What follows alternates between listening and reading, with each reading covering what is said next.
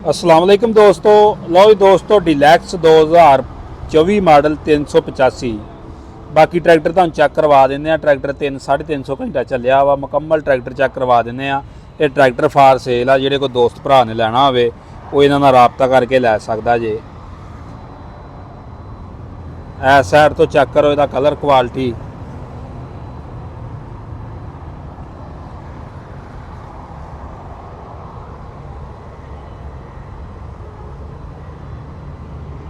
बाकी ये पिछले टायर चैक कर लो।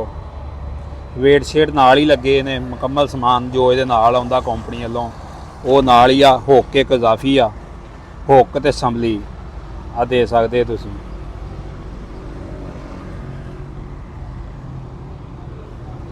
हुक भी चंगी हैवी ड्यूटी लगी जे।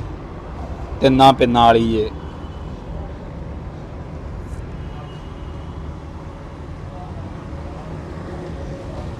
बाकी जे डिमांड की गल करिए तो डिमांड इसकी 38 लाख रुपया करते हैं मालक।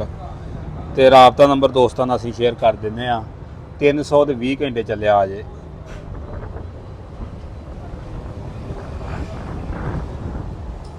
बाकी इस तरह की मुकम्मल लुक जे। राबता नंबर नोट कर लो 0300 पूरा 8641 जोड़े दोस्त भरा ने लैना हो इस नंबर पर राबता करके तो उन्होंने दसना ट्रैक्टर डिलैक्स 2024 मॉडल लैना।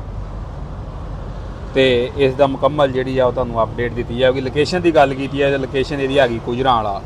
डिमांड 38 लाख रुपया।